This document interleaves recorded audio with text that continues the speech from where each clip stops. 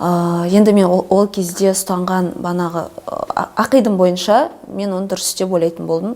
Кету керек, бұл тұрып атқан жеріміз ислам мемлекеті емес деп, сондай мен ұстанымда болдым. Және оны айтқан бәріне келістім, қабылдадым. 1-2 жыл бәрі жақсы болды. Содан кейін уже ол жақтағы қиыншылықтарды көріп, және ол жақтың идеологиясының қателігін біз кәдімгі өзіміз көрдік.